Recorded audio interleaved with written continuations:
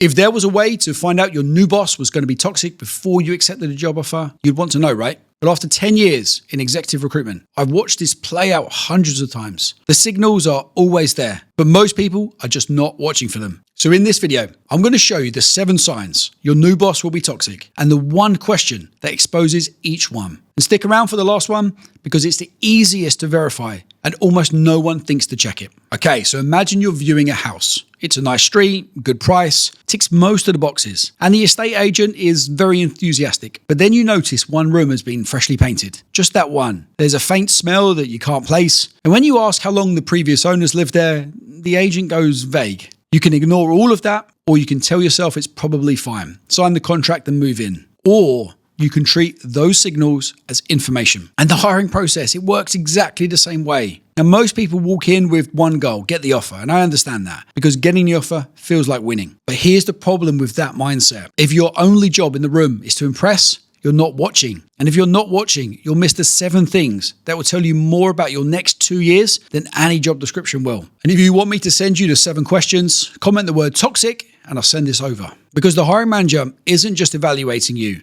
They're revealing themselves. Every answer, every pause, every deflection is a signal. But the question is whether you're trained to read them or not. But that's exactly what I'm going to show you next. Okay, so sign number 1. They can't explain why the last person left. Because the way someone talks about people who are no longer around tells you everything about how they talk about you when you're gone. Because this is one of the clearest signals I've ever seen. And most candidates miss it completely because they're too busy nodding along to actually be listening to what's been said. Because strong managers, they speak about former employees with a degree of ownership, even when it didn't work out. They might say something like, it wasn't the right fit for either of us, or they moved into a different direction, which made sense for where they were. And if you listen, there's no edge to it. There's no blame because they were paying attention when it happened and they understand why it didn't fit. But toxic managers, they blame. They get vague, they pivot quickly, or they say just enough to make it last person sound like they were the problem, without ever acknowledging that they played any part. So the question to ask is this: why did the last person in this role leave? Now, a green flag would be this: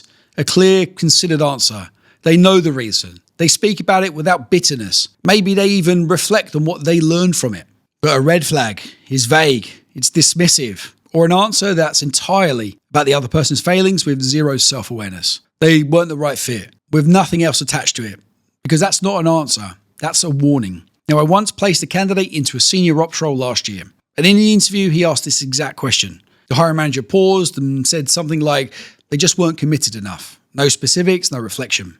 But anyway, he took the job, and 4 months later, he called me. The same manager, the same pattern, the same outcome. He was the 3rd person to leave that role in 2 years. Okay, so moving on to sign number 2. They can't define what success actually looks like because you can't hit a target that nobody's drawn. And a boss who won't draw it has all the power and none of the accountability. Because strong managers have thought about this long before you even walked into the interview. They know what they need. They know the timeline and they know how they'll measure it because they've been thinking about this hire for weeks or even months. But toxic managers, they haven't. Or they have, but the picture is so vague, it gives them the maximum flexibility to move the goalposts whenever it suits them. And here's what that looks like in practice. You might spend your first 6 months working hard, hitting what you think are the right things, but getting no feedback. And then the review time comes. And suddenly there are things that should have been mentioned before, but nobody's even told you about. And you're now being measured against the version of success that was never written down. Because that's not an accident. That's a structure that keeps you permanently dependent on their approval. So the question that exposes this is, what does success look like for this role in the first 6 months?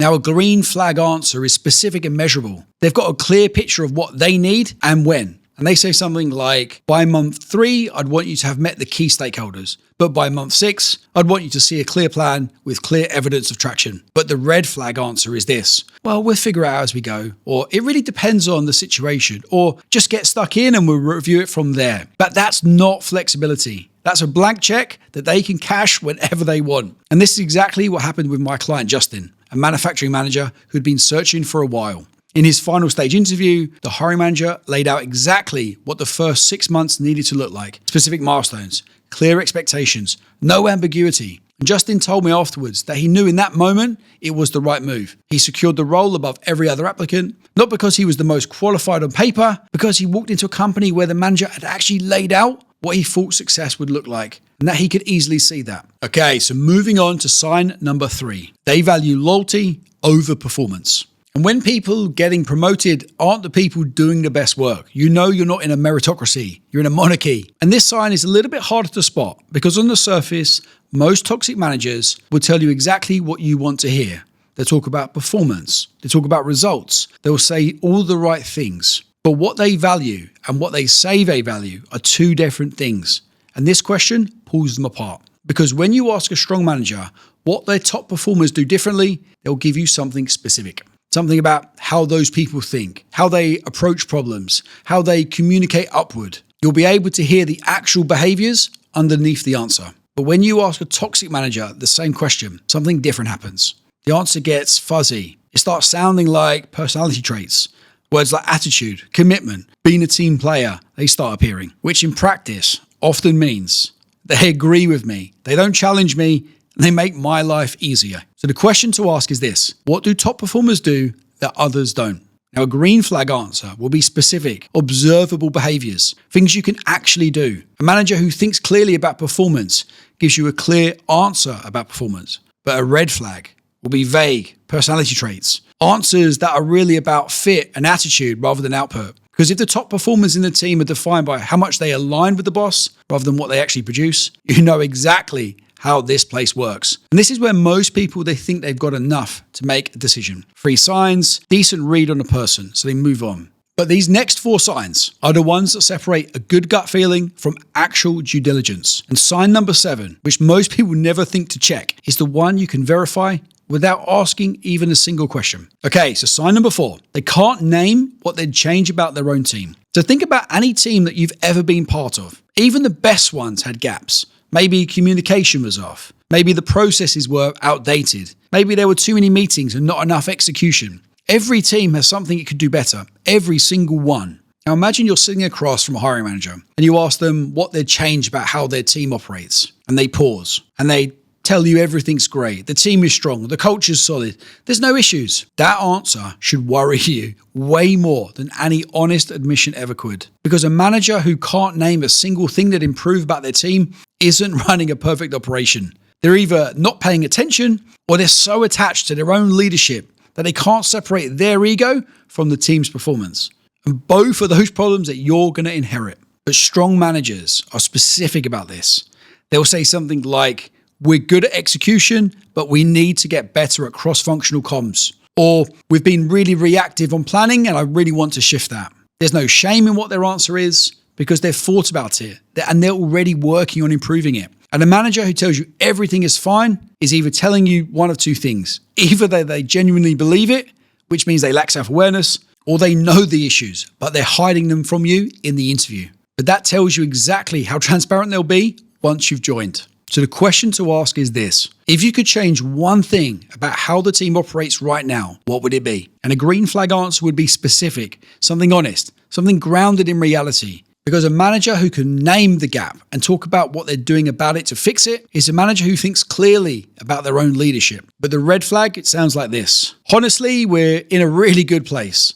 I wouldn't change much. We've got a great team. But that's not confidence. That's a closed door. And you'll feel those effects of whatever they're not telling you within the first 90 days. Okay, so moving on to sign number 5. They avoid difficult conversations. Because the managers who never give hard feedback aren't easygoing. They're just saving it all for your annual review. Because on the surface, a manager who's warm, approachable, and never seems to have a bad word to say about anyone might sound ideal. But until you realize that absence of hard feedback isn't kindness, it's avoidance. And avoidance has a cost. And the cost is this: issues that could have been addressed in week 2 become performance conversations in month 6. Small misalignments that could have been corrected quietly become patterns that are now on your record. And the first time you hear that something isn't working is when it's already too late to fix it. But strong managers, they give feedback in the moment. Not harshly, not consistently maybe, but regularly enough that you always know where you stand. There are no surprises at review time because the review is a summary of conversations you've already had. So the question to ask is this: how do you typically give feedback when something isn't working? And a green flag would be a specific answer about how they approach those conversations. They might describe a framework, a habit, or a regular check-in cycle. The point is, they've thought about it because they do it. Whereas the red flag, some vague reassurance, my door is always open. I'm always very open to conversations, or I like to keep things informal. Now these sound like positives, but they're not. They're the language of someone who has never had to think about the way they deliver feedback because they don't do it. Okay, so moving on, sign number 6, the culture rewards the wrong things. Now you can tell a lot about a company's values by looking at who got promoted last and what they actually did to get there. Because every office has an official culture, the one on the website, the one they talk about in interviews, the values on the wall in reception. And then there's the real culture, the one that operates on a Tuesday afternoon when no one's watching, the one that decides who gets the budget, who gets the visibility, who gets the promotion. And the gap between those two cultures is where careers quietly go to die. Because if the people thriving around you are the ones who are the loudest in meetings rather than doing the best work, if the promotions keep going to the people closest to the right people rather than the people producing the best results, you'll spend your years doing excellent work that goes nowhere. And the question that exposes this is deceptively simple. Because the answer can't be faked, not convincingly, not if you're listening properly. So the question is this: what makes someone successful long-term here beyond just doing the job well? Now the green flag answer is this: they name specific behaviors, how people communicate, how they build relationships across the business, how they take initiative beyond their remit. Because the answers are grounded in things that actually connect to performance. But the red flag answers, the answer is about visibility. Get yourself known. Make sure the right people are aware of what you're doing. Those aren't culture answers, they're political answers. And if that's what success looks like there, you know what you're actually going to be signing up for. Okay, so sign number 7. Everyone on the team is new. Now this is the sign most people never even think to check. And it's the one that you can verify before you even walk into the interview. So go onto LinkedIn, find the hiring manager's profile, and look at the people in their team. Not just the job titles, but the dates. How long has each person actually been there? Because if the longest serving person on the team has only been there 18 months, that's not a team that's growing. That's a team that's churning. And the common factor in that churn is sitting across from you in the interview asking why you want to join. Now, of course, there might be legitimate reasons why a team might be mostly new. It might be a new department, a new company that's scaling fast, or a restructure. And those things happen. And the strong manager will explain that context without hesitation. They'll say, we built this function from scratch 12 months ago, or we restructured after a merger and I've been rebuilding the team since. Clear, specific, no defensiveness. But if everyone is new and the manager can't explain why, or worse, doesn't seem to think it's unusual, that's a pattern. And you don't want to be the next person that joins,